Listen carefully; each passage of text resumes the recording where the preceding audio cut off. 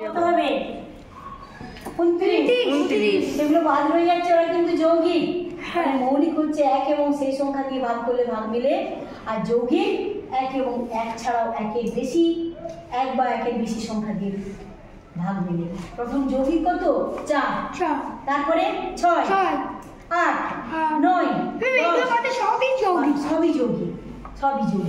আর 5 হচ্ছে, 2 হচ্ছে একমাত্র জোড় মৌলিক, আর 5 হচ্ছে এককের ঘরে 5 থাকবে একমাত্র বিজোড় মৌলিক, সেটা এক অঙ্কিত। আর কিন্তু এই যে 15, 25, 33 এগুলো দিয়ে যা সংখ্যা পাবে সব কিন্তু কে তোমার যৌগিক, তাই তো?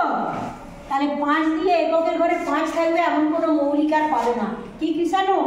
তাহলে 29-এর পরে 31, 37, তারপর কত?